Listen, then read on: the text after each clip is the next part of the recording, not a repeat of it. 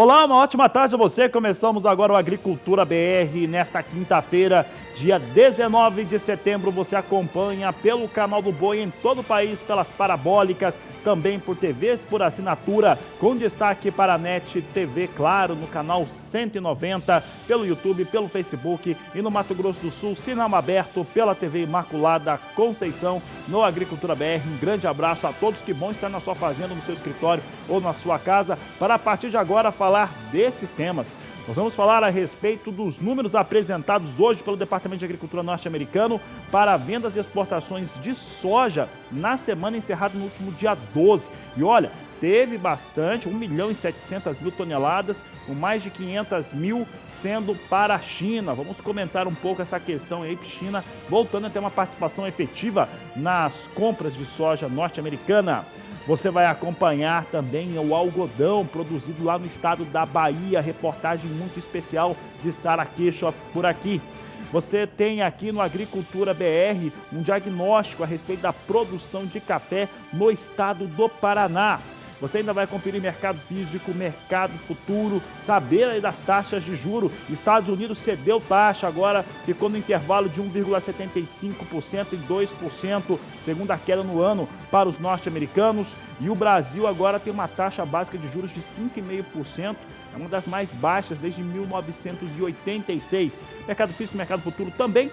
E eu começo o programa falando a respeito da vacinação contra a febre aftosa e o final dela, o final da imunização, que deve ter agora, ter uma previsão para 2022. Mas quem vai falar sobre este assunto, falar também dos custos da vacina, é Walter Puga Júnior. Esse assunto, Puga, é muito polêmico, tem gente que é a favor, tem gente que é contra, os países vizinhos não vão parar de vacinar. Como é que está essa história? Boa tarde, seja bem-vindo. Boa tarde a você, boa tarde a todos. Olha, ontem nós tivemos um encontro em São Paulo, Fabiano, promovido pelas indústrias, né? Pelo Sindan, pelo sindicato que reúne as indústrias que produzem vacinas, são 8 empresas no Brasil, vacinas contra a fitosa, e autoridades do governo federal vieram participar de uma discussão sobre esse cronograma que pretende, né, daqui a algum tempo, eliminar a vacinação contra a febre aftosa. Bom, as opiniões ainda, elas divergem, viu? Embora não há, na verdade, uma unanimidade, e embora haja alguns pontos positivos, o fato é que os pecuaristas veem com bons olhos porque diminuiria a despesa. De outro lado, para os frigoríficos, a retirada da vacinação abriria mercados internacionais hoje fechados para o Brasil. Se o Brasil conseguisse, lógico, obter a aprovação de livre da febre aftosa sem vacinação. Mas há um cronograma para a retirada. E esse cronograma prevê a divisão do país em algumas regiões, né? São 5 blocos separados, né? O planejamento estratégico para o fim da imunização, que deveria ocorrer em 2021, foi transferido já para 2022, 2023, e só a partir desse período é que teríamos o país livre de febre aftosa sem vacinação. Por enquanto só temos Santa Catarina. Há um pedido já do Paraná que estava previsto para encerrar a vacinação no ano que vem. O Paraná está adiantando esse pedido de liberação de vacinação contra a fitosa, mas ainda não há uma decisão clara sobre isso no governo. Causa muitos problemas, inclusive para a indústria, que terá não só que não vacinar mais no Paraná, mas retirar todas as vacinas que estão em território paranaense. Bom, há uma preocupação também porque o Rio Grande do Sul já está solicitando, também se prepara para apresentar uma solicitação e eliminar a vacinação contra a fitosa. Ontem, nesta reunião, o que ficou claro, segundo José Guilherme Leal, que é secretário de Defesa Agropecuária do Ministério da Agricultura, é que o Paraná fez um bom trabalho, um trabalho bem feito, a situação deles estaria adiantada, então, por isso, estão considerando essa possibilidade. Mas há atrasos em outras regiões. No Norte e no Nordeste também há atraso na preparação dos estados, portanto, a vacinação não será retirada até 2021, provavelmente até 2022. Também há outras regiões que devem ter um atraso, né? Acre, Rondônia, parte do Amazonas, parte do Mato Grosso, deveria retirar a vacinação agora em novembro deste ano, não vai tirar mais. Foi adiada agora para 2020. Portanto, o cronograma está atrasado e nós não teremos a retirada. Agora, ontem, o que a indústria comemorava, Fabiano, era a boa aceitação dos pecuaristas para a nova vacina contra a fitosa, lógico, 2 ml, nós tínhamos vacinas de 5 ml, agora passamos a ter vacina de 2 ml, isso já ocorreu em maio agora. O resultado dessa vacinação nós veremos só daqui a 2 anos, mas eliminou-se a saponina. E a saponina é aquele produto que ajudava, prejudicava, causando em muitos animais aqueles abscessos que causaram um problema para a carne brasileira lá nos Estados Unidos, e perda também para os pecuaristas e para os frigoríficos.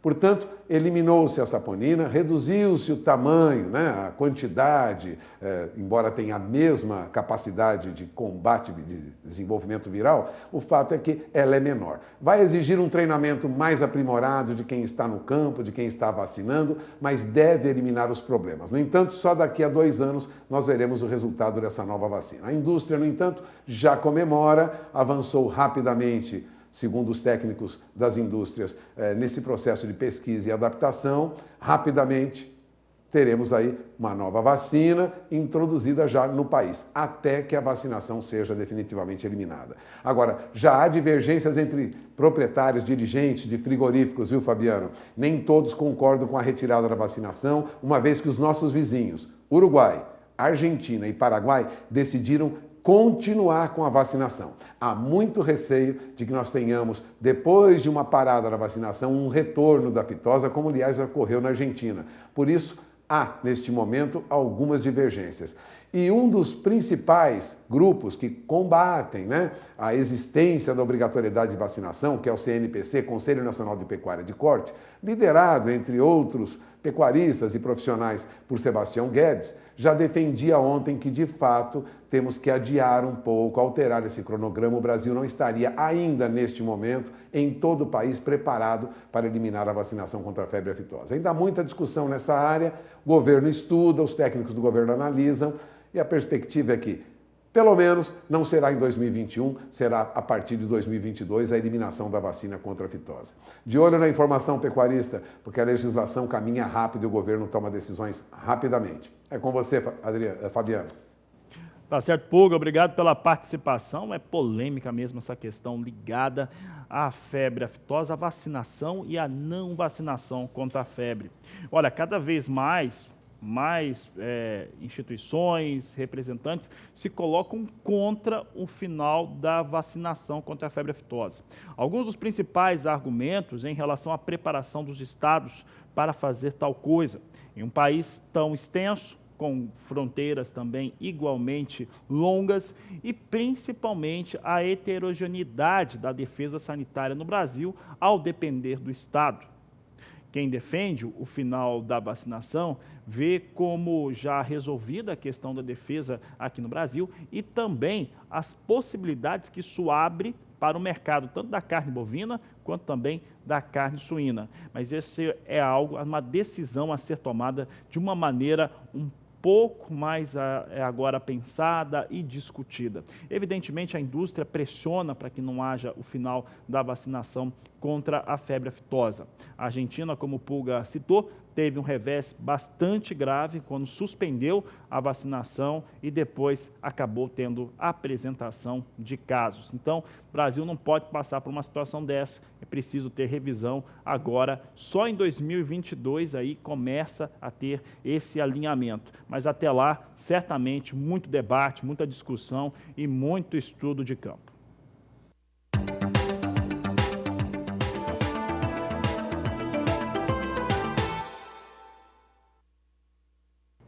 Assunto é soja por aqui e olha, vamos falar agora da produção de uma maneira sustentável lá no estado do Rio Grande do Sul. É uma maneira também do produtor rural conseguir, lembra? Estávamos falando essa semana agora, inclusive mesa redonda, debate aqui no Agricultura BR, de uma maneira de você reduzir mesmo a situação de custo de produção. E o caso da agricultura sustentável faz isso. Você tem ali um investimento menor com agroquímicos, tem uma situação melhor ali de arcar com o meio ambiente, fica numa situação mais equilibrada e principalmente gasta menos. É o que nós vamos ver agora na reportagem. No município com a maior área plantada de soja no Rio Grande do Sul, essa pergunta já vem sendo feita há bastante tempo por produtores e entidades ligadas ao setor. Eles querem encontrar uma maneira de crescer também verticalmente. Quem conversou com a gente sobre esse assunto foi o presidente da AproSoja, a Associação de Produtores de Soja de Tupãnciretã. Nós temos a maior área de soja do estado do Rio Grande do Sul já há bastante tempo, mas é evidente que nós precisamos evoluir para isso. Evoluir nesse sentido. Como evoluir? Evoluir em produtividade. A gente tem 53,4 sacos de média de produtividade, evidentemente que temos bons exemplos com acima de 70, mas é uma média de produtividade que, se a gente for comparar com o maior município de soja do Brasil, que é Sorriso, com 600 mil hectares, e que tem 3 vezes mais que a área de Tupãnciretã e tem 64 de média. Então nós temos 16% a menos de produtividade. Nosso grande limitante é melhorar a produtividade, ou seja, verticalizar esse sistema de produção, já que no horizontal nós não temos mais como crescer. O município chegou a 68% do território com lavouras e não é mais possível no nosso bioma aumentar a área. Como é possível crescer em produtividade? Eu não tenho a pretensão aqui de saber tudo, né, Nicolode? Mas a gente tem alguns gargalos para ser suprido. O primeiro deles, sem dúvida nenhuma, é melhorar a qualidade do solo. Nós estamos ainda investindo muito em arrendamento. Existem relatos de 17, 18, 20 sacos de soja de arrendamento, que isso é pago por aqueles produtores que querem horizonte ainda. Então, o uso desse dinheiro para pagamento de arrendamento diminui muito a capacidade de investimento para a cultura. O segundo ponto é nós entender que ainda nós temos muitas áreas que necessitam, sem dúvida nenhuma, a correção do seu principal fertilizante, que é calcário. Nós ainda usamos pouco calcário. E calcário, sem dúvida nenhuma, é o começo para a construção de uma produtividade. E as nossas áreas de inverno, nós temos aí 14 oportunidades de produtividade no inverno e, por incrível que pareça, para a nossa tristeza técnica e agronômica, a nossa maior área ainda é a área em pousio. Ou seja, esse investimento é praticamente o investimento que come o lucro do verão, não produzir palha. Palha é um produto, sem dúvida, vital para o sistema. Do Rio Grande do Sul, Annelise Nicolodi. E por aqui o Agricultura BR agora fala a respeito de irrigação e os resultados que ela pode trazer na produção rural brasileira. A reportagem é de Valdir Pacheco. O vazio sanitário da soja em Mato Grosso encerrou no dia 15 de setembro, período em que é proibido o cultivo da oleaginosa para reduzir a quantidade de esporos da ferrugem asiática, diminuindo a possibilidade de incidência da doença. Foram 90 dias onde os produtores ficaram sem cultivar o grão no estado e ainda tiveram que eliminar todas as plantas voluntárias conhecidas como guaxa ou tiguera nas propriedades, seja por meio de processos mecânicos ou químicos. Sendo assim, os produtores aguardam as chuvas previstas entre o final de setembro e o início de outubro. A chuva na região de Novo Biratã, no norte do estado, ainda não foi o suficiente para que os produtores comecem o plantio com tranquilidade. Apenas propriedades com pivô de irrigação começaram os trabalhos no campo para dar início ao plantio da safra de soja 2019-2020, como é o caso da fazenda Nossa Senhora Aparecida do produtor Valdocir Rovares. Nós temos 2 dias atrasados por motivo de peças, né? Montagem das plantadeiras e alguns outros itens do trator também, que nem GPS. Então está faltando alguma coisa, mas hoje à tarde já começa o plantio que seria começado ontem, que está liberado. Nós começamos amanhã, hoje à tarde. Para alinhar é 2, 3 dias, né? Depois que está no campo. Aqui nós temos por enquanto ainda na sombra, né? Mas acredito que à tarde vai para lá e temos que antecipar esse plantio quanto antes, né? Este é o segundo ano que o produtor planta algodão em uma área considerável. O primeiro ano foi o ano passado, que foi plantado 2.400 hectares de algodão, e esse ano 7.100 hectares de algodão foi plantado. E nós devemos, o próximo ano, ficar nessa faixa aí de plantio de algodão. O algodão é uma cultura que oscila muito de mercado, né? Quando o senhor plantou, o preço estava favorável. E agora, na colheita, como é que está o mercado? Olha, quem cuida mais do mercado é meu filho, o Atílio, né? mas ele deu uma baixada no preço do algodão. Mas agora quem está dentro agora não pode mais parar, né? Tem que plantar algodão. Um pouco mais, um pouco menos, o investimento já foi feito. Nós temos construído uma algodoeira aqui em Nova Ubiratã também, que próximo ano roda. Esse ano nós temos uma algodoeira em Sorriso, que depende do transporte, também encarece um pouco mais. Mas o próximo ano já diminui também o custo de transporte. E então nós vamos ter que continuar, né? Não tem jeito de parar de plantar algodão, é que nem quase toda a cultura. O bom agricultor não pode desistir, né? Na fazenda, a produção é o ano inteiro. O produtor conta com 9 pivôs de irrigação e nesse dia estava colhendo a terceira safra com feijão carioquinha. Nós esse ano, como temos plantado algodão, então nós temos menos feijão. Esse aqui é o primeiro pivô que nós estamos colhendo agora. Daí tem mais 2 para daqui uns 60 dias ainda. Então esse ano foi menos por motivo do algodão. Agora nós tira e põe soja para janeiro nós plantar algodão de novo. Nesta fazenda existe uma diversificação de sistemas produtivos entre soja, milho, algodão, feijão, arroz e o gado confinado, que é resultado do cruzamento industrial do Nelore com Angus. Essa estrutura que vocês estão vendo aí do confinamento é o primeiro ano que nesse sistema aí de fechado mesmo, né? Que a gente vai aproveitar todos os resíduos, ainda mais durante a chuva, que chove muito, então vai muito resíduo fora. No confinamento normal, nós fizemos esse confinamento fechado, que vai aproveitar todo o resíduo, não vai para o meio ambiente. E nós temos lá as matrizes lá em Nova Maringá. Lá é a integração também, pecuária e lavoura. Mas onde nós temos o gado lá, para trazer para engorda é lá. Lá nós temos um plantel maior, aonde vem para cá. De Nova Ubiratã, no norte de Mato Grosso, Valdir Pacheco. E por aqui o Agricultura BR segue falando de soja, agora cenário internacional. Toda quinta-feira, tradicionalmente, o Departamento de Agricultura dos Estados Unidos divulga o seu relatório de vendas e exportações. Neste caso, foi apresentado com as vendas que vieram até a última quinta-feira, dia 12 de setembro.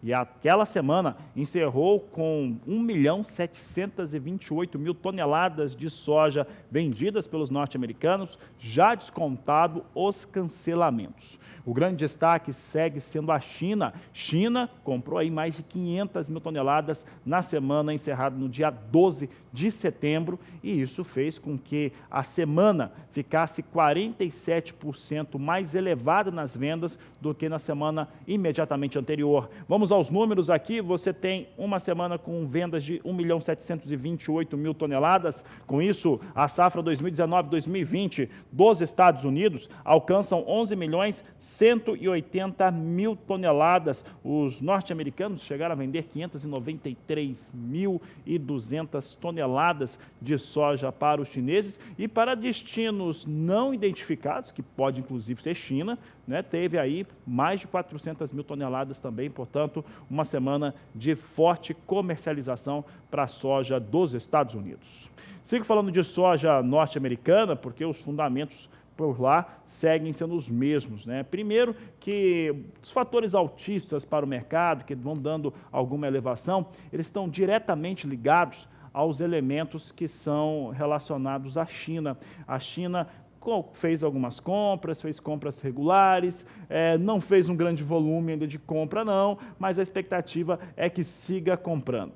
Por outro lado, a safra norte-americana pode ter alguma melhoria, já que o clima nos Estados Unidos vai dando boas previsões do tempo.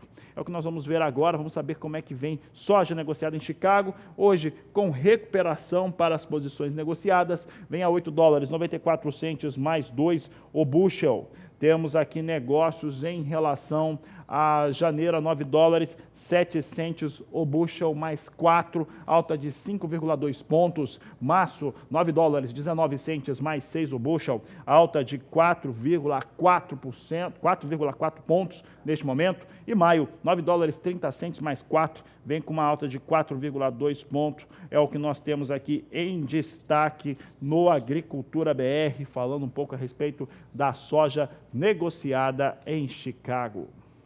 E vou falar agora daquilo que movimentou essa terça-feira e que trouxe todo o seu impacto para os negócios aqui nessa última quarta, agora trazendo todos os seus impactos para esta quinta-feira. Eu estou falando em relação às taxas de juros nos Estados Unidos e também no Brasil. Começo já destacando, e todo mundo já sabe, né, pelo horário, todo mundo já sabe que as taxas caíram nos dois países, e com essa situação, nós tivemos e estamos tendo neste momento o principal indicador da Bolsa Brasileira vindo com alta. O indicador da Bovespa, né, ele vem agora, o Ibovespa, vem com elevação. Isso acontece por conta da recuperação, principalmente da Petrobras, depois daquele impacto inicial na segunda-feira. Petrobras anunciou ontem, lembra que eu tinha falado? Olha, falei isso na segunda e na terceira edição ao vivo. Olha, teve essa situação do ataque lá na Arábia Saudita, em relação à refinaria. Teve esse aumento de petróleo, tivemos os barris chegando em Londres nos maiores valores negociados desde 1991. Portanto, maior alta. Portanto, vai em algum momento ter impacto aqui no Brasil, e isso é um teste à política de preços da Petrobras. Beleza? Aconteceu mesmo, né? A Petrobras anunciou a elevação, vai repassar isso para a refinaria e automaticamente para o consumidor. Foi confirmado na noite desta última quarta-feira. Claro que o mercado aí dá então um impulso melhor nas ações da Petrobras que sobem. Em relação às taxas de juros, olha só como é que ficou. Primeiro, os Estados Unidos, através do Banco Central norte-americano, reduziu a taxa de juros dos Estados Unidos para um intervalo entre 1,75% e 2%. É a segunda redução das taxas de juros norte-americanas nesse ano de 2019. Não sei se atende muito às expectativas de Donald Trump, que acreditava que poderia cair mais. Na primeira revisão, Donald Trump tinha falado até que o Banco Central dos Estados Unidos não estavam colaborando com o governo e com a economia dos Estados Unidos. Quando os Estados Unidos anunciaram isso, foi no meio da tarde, então foi antes das 16 horas, quando a Agricultura BR, terceira edição desta última quarta-feira, entrou no ar. Então, já tínhamos essa condição. E o que eu dizia, a partir de agora, fica muito fácil aqui no Brasil para o Comitê de Política Monetária Nacional reduzir as taxas de juros também. Já era uma opinião do mercado que teria essa redução de 0,5 ponto percentual. Por que eu digo que é mais fácil? Ora, se o Brasil reduz essa taxa de juros e os Estados Unidos não, nós teríamos ali condições positivas em certas situações aqui no Brasil, mas automaticamente, quando você tem um país emergente com redução de taxa de juros e uma taxa de juros que se mantém, mesmo sendo mais baixa, num país desenvolvido como os Estados Unidos, a tendência é migração de capital. Como os Estados Unidos reduziu sua taxa, o Brasil veio para essa redução com muita tranquilidade. E mais do que isso, a maior parte dos economistas do país acreditam em novas reduções. Há espaço, há margem, ambiente para novas reduções nas taxas de juros aqui no Brasil, que a partir de agora são de 5,5%. E essa nova situação, esse novo cenário, ele traz uma pontuação importante, principalmente em relação aos recursos financeiros que vão agora ser destinados à produção rural por diversas linhas, por diversos tipos de negociação, por fundos de investimentos e também através dos bancos privados. Eu lembro, há uma clara tendência, a partir desse ano de 2019, do Plano Agrícola Pecuário, ter uma participação cada vez menor na vida do produtor rural brasileiro, principalmente grandes e médios produtores, né, que lidam com áreas de produção um pouco maior. A tendência é esse crédito, com essas taxas caindo e com previsões de novas quedas, elas sigam recuando, o que é bem positivo para o mercado. Você vai acompanhar comigo agora como é que vem o dólar, porque se o indicador Bovespa ele subia, quem subia junto também era o dólar. O dólar vinha subindo também hoje. Vamos saber como é que vem os negócios com a moeda norte-americana. Vem com uma alta agora de 0,92%. Agora, elevação para a moeda, vindo com alta agora de 0,92%, R$ 4,14 é o que nós temos agora para o dólar. Portanto, uma alta um pouco mais expressiva no dia de hoje. É o que nós temos em destaque em relação ao dólar aqui no Brasil. Agora vamos falar um pouco dos impactos, né, dessa soja nos Estados Unidos em recuperação, dólar está em alta, e aí eu já sei que você quer saber como é que está a soja negociada no porto, é o que nós vamos ver agora, está aqui na tela comigo, e a soja se recupera, vem subindo aqui, vai ganhando entre esta quarta e quinta-feira. Porto de Santos tem uma recuperação de R$ 1,50, vem para R$ 85,50 a saca de 60 quilos no Porto de Santos. Paranaguá sobe mais, recupera agora um pouco mais do que isso, vem para R$ 86,50 a saca no valor de paridade. Dia positivo, dólar disparando, pode-se dizer assim, alta de 0,92, R$ 4,14, dólar vem em alta, portanto, uma elevação bastante importante neste momento, abrindo novas janelas de oportunidades de negócios para a oleaginosa. A Agricultura BR vai para o intervalo comercial, mas não antes de eu convidar você para participar do programa. Você participa do programa, manda foto, manda vídeo através do nosso Facebook, do Twitter do Agricultura BR. Está na tela também o número do WhatsApp, é o 67996562266 e eu aguardo a sua participação.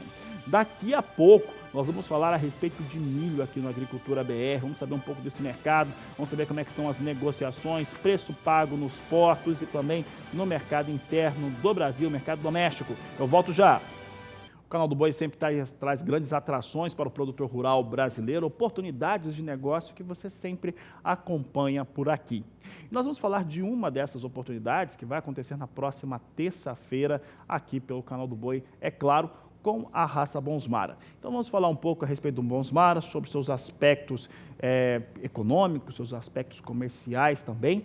E para falar a respeito deste assunto, nós recebemos aqui nessa tarde de quinta-feira a Clélia Pacheco, que é a titular da Fazenda Santa Silvéria, que está aqui conosco, nossa convidada. Senhora Clélia, prazer recebê-la, falar com a senhora mais uma vez aqui no Agricultura BR. Conversamos ontem na terceira edição. E Clélia, antes de falar Prazer. Fabiano, boa tarde. Obrigado, boa tarde. Antes de falar da oferta mesmo do leilão, eu queria falar um pouco da raça Bonsmara, né? Nós falamos já sobre aspectos técnicos, mas principalmente os aspectos econômicos dessa raça. O que representa, e até pela sua experiência, a introdução do Bonsmara sobre um projeto pecuário, sobre um rebanho? Então, o Bonsmara foi selecionado para ser uma raça funcional, onde todos os aspectos seletivos da raça são visando lucratividade. Isso lá atrás, na África do Sul, o Bosma, quando ele desenvolveu esse projeto, ele já desenvolveu pensando nisso.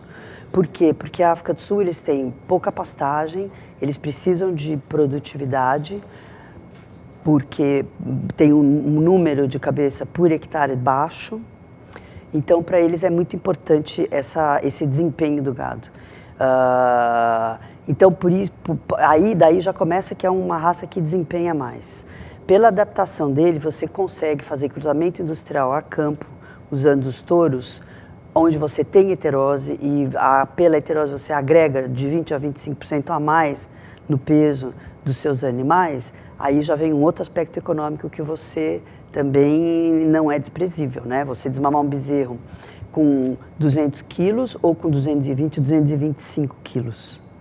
Isso faz muita diferença no rebanho, em termos de peso mesmo, e depois no peso pós-desmama.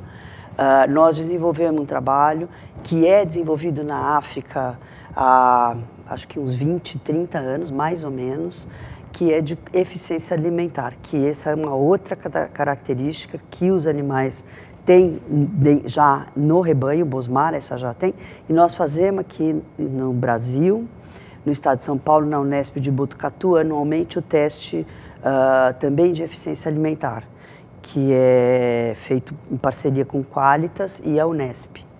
Então, isso é uma outra característica que a gente vai começar a trabalhar cada vez mais com ela, porque faz muita diferença no rebanho você ter animais que consomem menos e ganham peso, né? Nós postamos a entrevista que a senhora fez ontem na Agricultura BR3, e algum grupo, agora não vou lembrar dele, ele comentou no Instagram o seguinte, né, que no caso do desmame dos bezerros Bonsmara, o produtor, o pecuarista consegue até, mas eu vou resumir, pula uma etapa, né, ele sai da cria, né, e vai direto para uma engorda. Essa situação é possível? A gente elimina a recria, né? O famoso sonho de eliminar a recria. É absolutamente possível, porque... É claro que a fazenda também tem que estar estruturada também para isso. Isso tudo nós estamos falando de tecnologia, né? Pasto rapado, claro, o gado não faz milagre.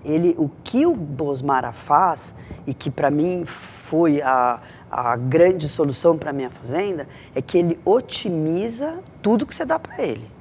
Ele responde muito. Como ele tem geneticamente as características de desempenho e precocidade e fertilidade, tudo, então as vacas emprenham, os bezerros têm uma curva de crescimento ótima e depois ganho de peso pós-desmama. Você elimina a recria, nas fêmeas é possível emprenhar, como nós fazemos na fazenda, as fêmeas com 14 meses, o meu rebanho é todo puro, então eu já tenho uma seleção. Agora, os touros todos, tem muitos touros que vão para o leilão na próxima terça-feira, que são filhos de super precoce 14 meses. Então eles têm essa precocidade já neles. Então, as fêmeas, meio sangue, possivelmente entrem no cio, você dando condição nutricional para elas, também mais jovens. Então, isso muda tudo. É a mesma coisa os machos, você pode pôr no confinamento mais cedo. Se você tiver um manejo bom e desmamar os machos mais pesados... Vai direto. Vai direto, depende do tempo de confinamento que você vai fazer também. Tem toda essa questão. Vou te fazer uma outra pergunta aqui que também impacta na questão econômica, né, do produtor rural. Bom, Bosmara é uma raça que é sul-africana, vem do continente da África. Comparando de certo modo, comparando também com a maior parte das raças do Brasil são de origem zebuína, pelo menos em torno de 80%. Sim. Em relação a trato e manejo de animais, para um produtor rural que está acostumado a trabalhar com zebu, muda alguma coisa? Se o produtor acostumado a trabalhar com zebu, comprar um touro Bosmara e soltar na vacada zebuína, não vai mudar nada.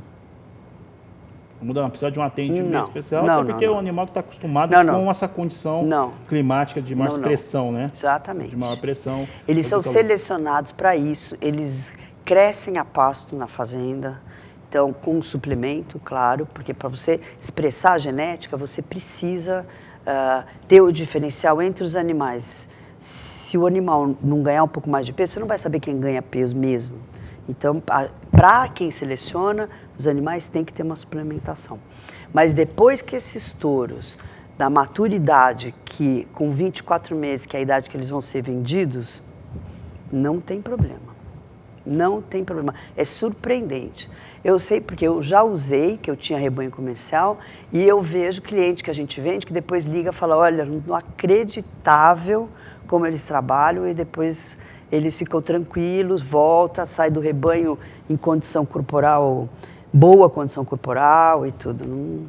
Não sente. Olha, sobre essa oferta da terça-feira, vou fazer uma pergunta para te complicar.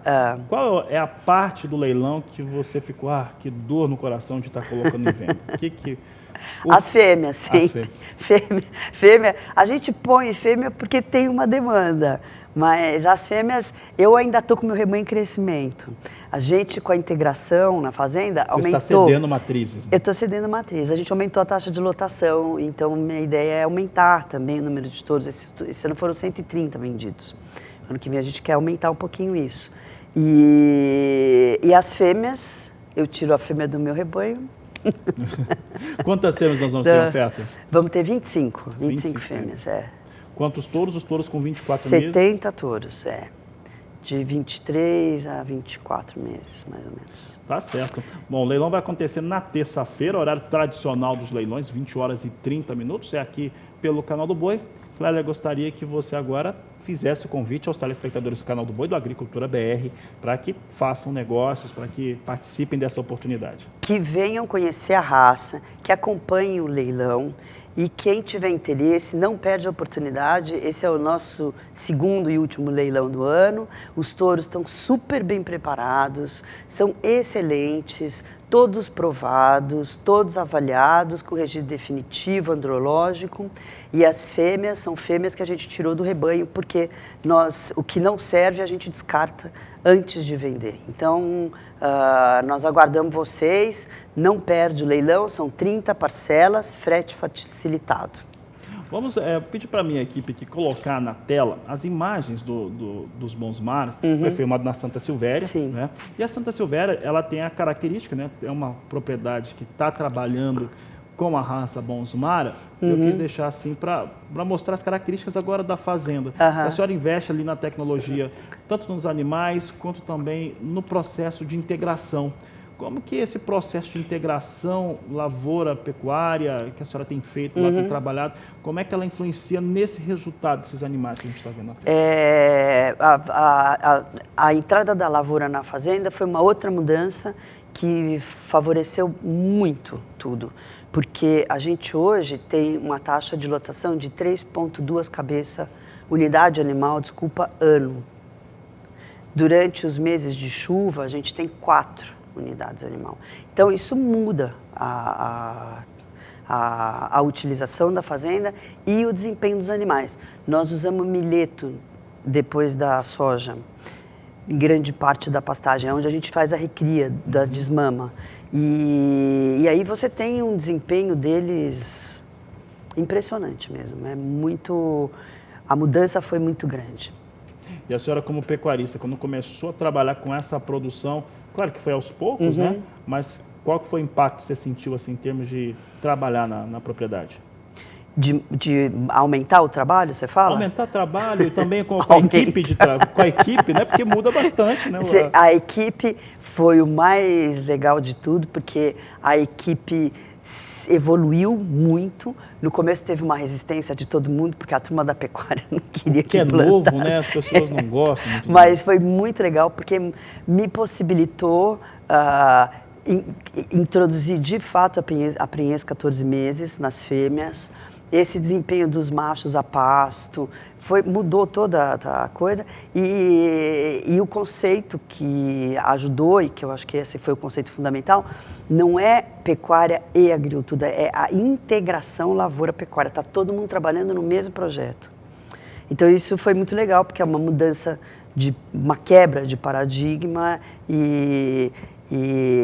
a gente tem que mudar cerca, porque você tira cerca, põe cerca, a gente trabalha com cerca elétrica, mas isso faz muita diferença no resultado final da fazenda, nos animais, no aumento de gado que eu pude ter. Hoje eu tenho mais gado do que eu tinha antes da integração, e tudo puro. Antes eu tinha gado comercial.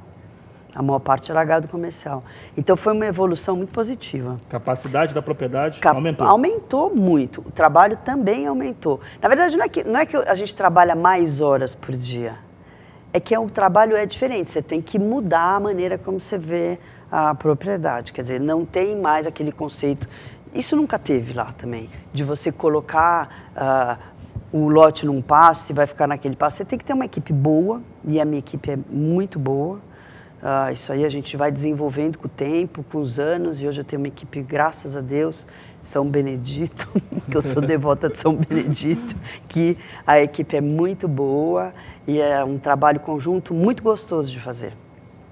Eu tenho um prazer enorme de selecionar a raça e de estar na fazenda, de trabalhar, um trabalho que dá muito prazer, além de ser muito eficiente, porque eu já falei isso aqui, eu gosto de repetir, eu escolhi o Bonsmara racionalmente, não foi uma escolha emocional, porque eu fui lá e me apaixonei pela raça, uma escolha porque técnica. Eu achei bonita. Foi uma escolha técnica, porque eu queria uma raça, assim, ele me convenceu nessa questão da funcionalidade, dos aspectos econômicos, de que um animal tem que produzir carne, a gente não produz um animal por estética.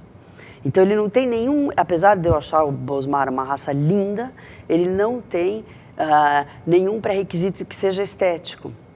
Eu gosto de dar o exemplo do rabo comprido. Olha a cauda desse animal que está na tela, como ela é comprida, quase arrasta no chão. Sim. E a gente não corta a ponta de rabo, nada disso, porque é para espantar a mosca, tem uma função, para o conforto dele. Então eu acho muito interessante o sistema de avaliação Bonsmara que o Bosman desenvolveu lá atrás, em 1937, foi quando ele começou o experimento, e que até hoje a gente segue esse sistema e dá um resultado fantástico, porque desde que a raça chegou aqui no Brasil, os animais chegaram, eram embriões da África do Sul.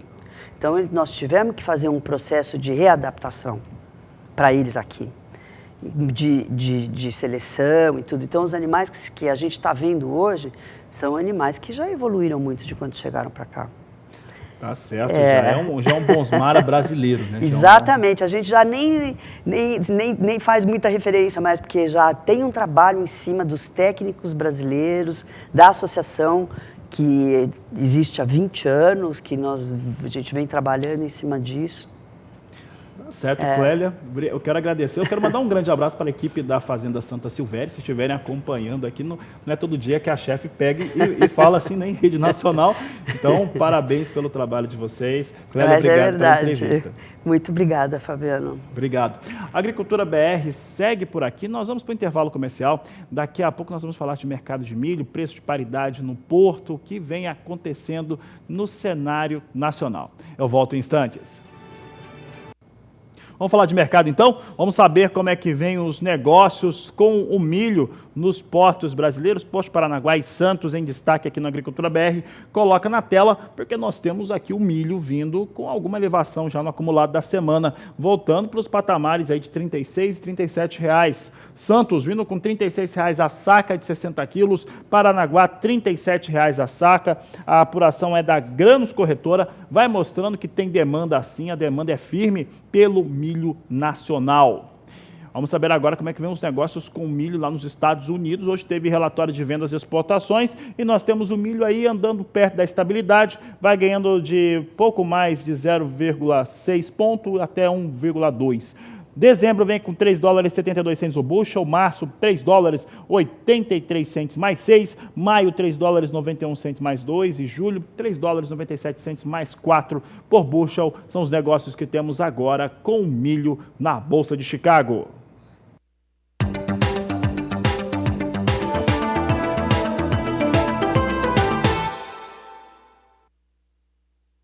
E o Departamento de Economia Rural da Secretaria de Agricultura do Estado do Paraná divulgou números em torno da perspectiva sobre a produção de café no estado. É o que nós vamos ver agora na reportagem de Mauro Andrade. Chuvas abaixo da média e temperaturas mais elevadas ocasionou floradas irregulares, com grande desuniformidade nos frutos, dificultando o manejo e a obtenção de um café de qualidade superior. O Paraná está encerrando a safra de café agora nesse mês, a safra de 2019. E nós vamos conversar com Francisco Barbosa, que além de produtor de café, é também gerente da Câmara Setorial de Café. Barbosa, quais são as perspectivas da safra 2019 de café aqui no Paraná? Bem, a safra que nós estamos colhendo seria uma safra estimada inicialmente na faixa de 1 milhão a 1.100.000 sacas de café. Mas em função das condições climáticas adversas, nós tivemos pouca chuva no período de março até junho. Isso fez com que o rendimento da safra caísse. Tivemos problema também em relação à qualidade da safra, em função do excesso de ataque de broca. Da broca do café teve uma condição muito favorável ao desenvolvimento. Nesse período tivemos várias floradas, a primeira florada ocorreu em agosto, tivemos florada até em janeiro de 2019. Isso fez com que a evolução da broca fosse atípica em relação aos demais anos. Então nós temos dois problemas na safra. Nós temos uma perspectiva de redução da safra estimada inicialmente. Tudo indica que ela será menor. Não temos esse número oficial, deverá sair agora talvez no final do ano, mas tudo indica que será uma redução aí na faixa de 15% a 20% no mínimo de quebra em função da seca, em função do rendimento no benefício. Você hoje está beneficiando o café, está rendendo menos safra de café em coco transformado em café beneficiado. Em médio, o Paraná tem um rendimento em torno aí de 21, 22 quilos para cada 40 quilos de café em coco. Esse ano nós estamos tendo rendimento entre 17 e 19 quilos por saca de 40 quilos. Isso, com certeza, vai corresponder a uma redução na safra colhida esse ano. Então nós tivemos redução na quantidade e tivemos redução na qualidade em função do excesso de broca. A situação do café está realmente bem grave, né, no país, nos estados produtores. Vamos saber agora como é que vem os negócios com café em Nova York. Eu tenho Nova York aqui na tela. Nós temos aí Nova York cedendo, vai, na verdade, contrabalanceando o dólar aqui no Brasil, que está dando uma disparada agora de 1%. Então, café arábica na Bolsa de Londres vai reduzindo. Posição de dezembro vem a 98 centes mais 45 a libra-peso. Março, $1, 2 centes mais 5 por libra-peso. Maio, $1, 4 centes mais 25. E julho, $1, 6 centes mais 45 por libra-peso. São os negócios que temos agora com café arábica em Nova York.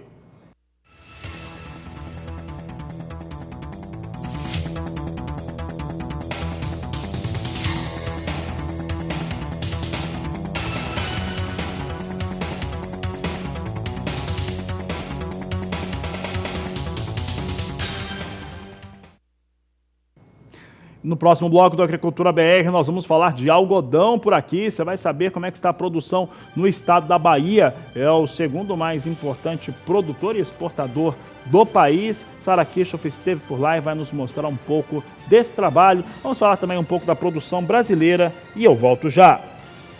A Agricultura BR agora fala a respeito da produção de algodão e principalmente a respeito da importância do Brasil neste cenário.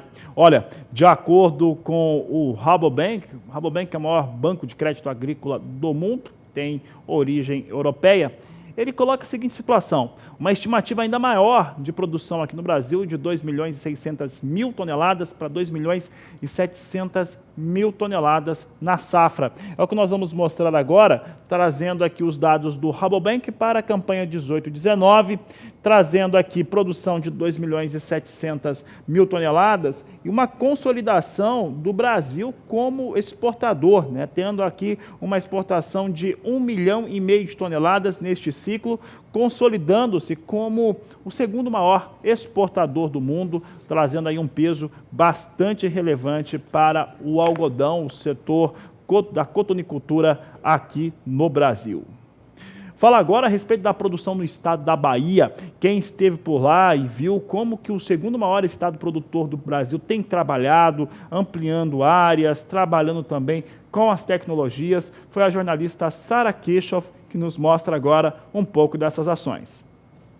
O trabalho é rápido para retirar do solo o que ainda resta dos mais de 300 mil hectares de pluma da Bahia antes do vazio sanitário. Esse ano, os cotonicultores brasileiros devem colher mais de 4 milhões de toneladas de algodão em caroço e mais de 2,5 milhões de toneladas de pluma. A estimativa é da Companhia Nacional de Abastecimento. Os números representam um novo recorde de uma produção 34% maior do que na última temporada. Ao mesmo tempo, o país se tornou em 2019 o segundo maior exportador do produto no mundo, ultrapassando a Índia.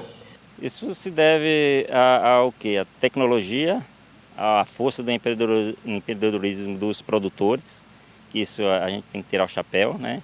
E a coragem que tem também de investir, porque é uma cultura de alto custo, né, alto valor. Tanto tem um retorno sim, bom, mas o custo e o risco é grande também. Então, esse é o cenário assim, hoje atual do Brasil, na produção de fibra, como um grande play. Nos outros segmentos da agricultura, soja, milho, carnes, açúcar, já é grande, né? E agora nós temos mais um gigante crescendo, que é o algodão. Os custos da produção de algodão podem chegar a ser 3 vezes maiores do que da soja, por exemplo, que despende de cerca de R$3.000 por hectare. Soja essa que logo substituirá os campos de algodão por aqui. A cidade de Barreiras fica a mais de 850 quilômetros de Salvador e hoje é um polo importante para a economia, tecnologia e agricultura do país, o que garante ao município o título de capital do oeste baiano. Há pouco mais de 2 décadas, os produtores rurais plantaram as primeiras sementes de algodão aqui na cidade de Barreiras. Hoje, o município tem papel central na produção agropecuária do chamado Matopiba. E a vocação agropecuária do município é comprovada pela qualidade dos grãos e também da fibra que sai daqui. A fibra da Bahia ela tem uma qualidade superior em relação ao Brasil, né? Nós temos uma luminosidade muito alta, pouco tempo nublado nos meses de janeiro, fevereiro e março, onde a fibra está sendo formada. Então a gente consegue ter um brilho muito bom no algodão e qualidades intrínsecas muito boas também aqui na Bahia. Valdenir é gerente de uma das 16 fazendas do Grupo SLC, que cultiva 23 mil hectares, 11 mil só de algodão. Desses, 900 são irrigados, que é para garantir água nos períodos mais secos, como é o caso agora. O estado baiano, junto com o Mato Grosso, é responsável por produzir 95% do algodão brasileiro. Apesar do recorde nacional, por aqui a produção deverá ser 10% menor do que na safra anterior, em função de problemas climáticos registrados no mês de abril. Com isso, a expectativa de produtividade gira em torno de 300 arrobas por hectare. A chamada safrinha depende muito da irrigação, o que ocorre em 17% das lavouras. O pivô central divide espaço com as máquinas apressadas. O fardo enrolado pelas colheitadeiras vai direto para unidades de beneficiamento, como esta, que fica dentro da própria fazenda. Hoje nós temos a unidade de produção hoje para 45 fardos horas de beneficiamento, fardinhos. A gente tem uma produção que inicia na lavoura, né, onde é feita toda a separação de fardos por tipo, por variedade, por contaminação, por lavoura, por úmidos e seco, para melhorar um pouquinho mais na hora do beneficiamento, que facilita, e também a uniformidade também na hora da classificação. O algodão baiano é exportado hoje para 20 países e cerca de 80% da safra 2018-2019 já foi negociada antecipadamente. E a Bolsa Brasileira de Mercadorias, quem comercializa mais da metade do montante nacional. O principal destino é a Ásia. O produto final que sai daqui é embalado e recebe 2 selos. O selo amarelo é de rastreabilidade. Com ele, é possível saber em qualquer lugar do mundo que esse algodão aqui saiu de Barreiras. Já o selo azul, emitido pela Associação Brasileira dos Produtores de Algodão, a Abrapa, é de certificação do programa ABR, de algodão brasileiro responsável. Aproximadamente 80% da fibra da Bahia atende a 230 diferentes itens de exigências ambientais, sociais e econômicas. Um verdadeiro orgulho para o Estado. E a gente, como uma das executoras aqui, que é a ABAPA, na Bahia, do programa, né? A gente faz todo o acompanhamento junto com o produtor e depois disso vem uma empresa de auditoria externa que faz a checagem para ver se está sendo cumprido todos aqueles itens. Depois de sair da unidade de beneficiamento, amostras do produto são enviadas para um laboratório que fica dentro da sede da Associação Baiana dos Produtores de Algodão, em Luiz Eduardo Magalhães. O trabalho realizado pelas mãos dos operadores é rápido e não para. O local funciona 24 horas por dia, 7 dias por semana. E é bem aqui que se atesta o tipo da fibra e a qualidade intrínseca do algodão. Quanto mais claro ele for, melhor essa classificação, de acordo com uma tipificação do padrão USDA, o Departamento de Agricultura dos Estados Unidos.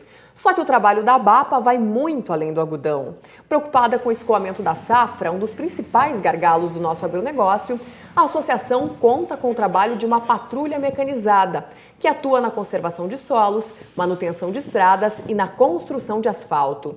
Esse aqui é o segundo trecho pavimentado pela patrulha. Além disso, a associação oferece conhecimento para os trabalhadores das fazendas e estudantes da Bahia, que têm a chance de ver ainda na lavoura a principal matéria-prima de suas roupas e uniformes. Tudo isso para garantir uma cadeia cada vez mais fortalecida, que mesmo com altos custos de produção e preços longe do esperado, deve continuar crescendo ainda mais. 26% de área na última safra para essa, né? Mas nesse momento o cenário não é tão favorável pelos preços futuros que nós temos em cotação em Nova York, né? Mas buscamos, assim, cremos que com o produtor, ele é um corajoso, é um apostador, ele sempre crê que vai melhorar. Então nós vamos continuar plantando algodão para essa próxima safra, sim, e acreditando na região como um grande potencial que ela tem, e vamos avançar nisso.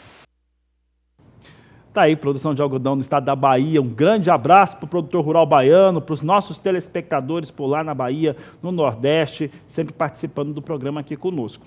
Nós vamos para o intervalo comercial. Daqui a pouco vou voltar falando sobre rastreabilidade vegetal. Tem participação de telespectador também e você pode participar enviando sua mensagem no 67996562266. O Agricultura BR volta já. Vamos falar agora da política brasileira voltada para o agronegócio na capital federal. E olha, uma normativa exige regras bem claras para a comercialização na rastreabilidade vegetal. É o que nós vamos agora acompanhar na reportagem. A Instrução Normativa Conjunta número 02 de 2018 estabelece a obrigatoriedade de adoção de procedimentos de rastreabilidade de vegetais frescos. Dentro dos critérios da normativa, alguns pontos são fundamentais e afetam diretamente o produtor. A partir do momento de entrada em vigência da normativa, do dia 2 de fevereiro de 2018, o produtor vai precisar registrar todas as atividades que ele tiver na propriedade, né, com o uso de agroquímicos que foram utilizados na cultura, registrando isso em um caderno de campo e deixando as informações guardadas na sua propriedade, sobre sua posse, por até 18 meses a partir do momento da venda daquele lote que ele foi colhido na propriedade. Então, caso posteriormente a comercialização venha alguma instituição fiscalizadora para auditar e para verificar essas informações, o produtor tem que estar com as informações disponíveis para apresentar essas informações para o auditor fiscal. Após os 18 meses, as informações podem ser descartadas. Os registros podem ser feitos tanto na forma digital quanto em papéis. Os prazos vão de acordo com a cultura a qual o produtor trabalha. São 3 prazos vigentes diferentes, né? O primeiro prazo, ele entrou em vigor agora em agosto de 2018 já, para o primeiro grupo. Primeiro grupo, as principais hortaliças e frutas que vão ser vistoriadas e fiscalizadas nele se enquadram os citros, a uva, a batatinha, o tomate e a alface. O prazo final para que todos os vegetais estejam de acordo com a legislação é agosto de 2021. No momento da comercialização, é necessário que, junto com o lote que está sendo expedido da propriedade, enviar uma etiqueta de identificação do produto, com informações de nome do produto, cultivar, data de expedição e informações da propriedade, como localização, ponto de georreferenciamento, para que o consumidor final tenha conhecimento da origem da compra e possa, por meio do processo, rastrear e mapear o produto. O processo da rastreabilidade é uma oportunidade para os proprietários que se adequarem garantir a segurança dos hortifrutis, proporcionando também visibilidade, um marketing maior na comercialização dos produtos. A normativa ela veio para beneficiar o consumidor final, para fornecer mais informações ao consumidor final. Então, a possibilidade do consumidor final saber exatamente de onde veio o produto, como esse produto foi consumido e ter uma segurança alimentar maior em relação ao produto que ele está consumindo. E para o produtor também é uma oportunidade, porque, como você mesmo comentou, alguns produtores hoje são aventureiros na atividade, e por falta de conhecimento da atividade acabam às vezes atrapalhando os produtores profissionais que têm na atividade hoje. De Campo Grande, Kaile Rodrigues. E chegou a hora da participação do telespectador aqui no Agricultura BR, dos produtores rurais em todo o país. É o quadro Agricultura BR Responde.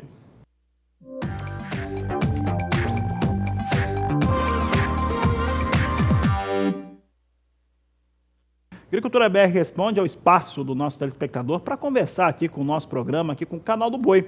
Vamos saber quem está participando. Eu tenho aqui a primeira participação na tela. É Ana Amélia, do município de Peixe, no estado do Tocantins. E diz o seguinte: boa tarde, parabéns Fabiano e toda a equipe do Agricultura BR pela mesa redonda.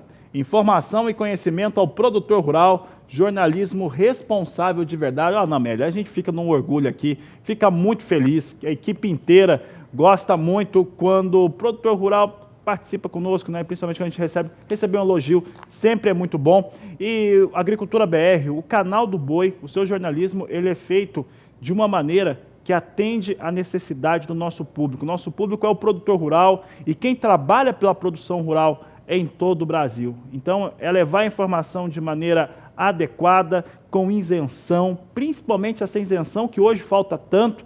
Nós trabalhamos com isenção, não importa qual que é o lado, mas mostrar a informação de maneira pura e tentar fazer com que o produtor rural tenha melhores resultados no campo, melhores resultados nas suas negociações, melhores resultados também nos seus relacionamentos políticos, sociais e assim por diante. É isso que o Canal do Boi com a Agricultura BR tenta fazer todos os dias, é a nossa missão por aqui. E temos mais participação. Ontem nós tivemos essa mesa redonda falando como reduzir custos de produção. Recebi aqui a Mariana Aragão, doutora e pesquisadora da Embrapa Gado de Corte, também Alex Meloto, doutor e diretor executivo da Fundação MS, e o nosso colega João Pedro Dias, que é consultor de agronegócios do Canal do Boi. Próxima participação aqui é de Murilo Ângelo, do estado de Minas Gerais, governador Valadares. Ele diz o seguinte, olá, administrar os custos é a parte mais difícil. Eu acho que 95% dos produtores não fazem nenhuma conta, se está tendo lucro ou prejuízo. O debate foi excelente, obrigado, Murilo.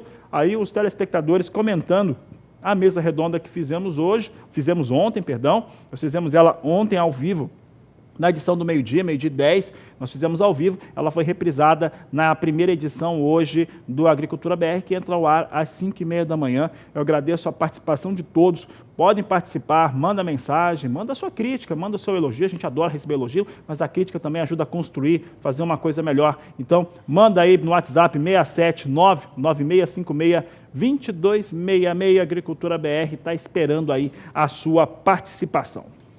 Por aqui nós vamos para o intervalo comercial e daqui a pouco voltamos com as últimas informações da edição de hoje. Momentos finais do Agricultura BR, vamos saber como é que está a soja em Chicago. Vinha subindo, continua subindo agora. Agora vai ganhando de 3 a 4 pontos, a alta já foi maior hoje. Posição de mais curto prazo é novembro, vinha a $8,93 mais 2 o bushel.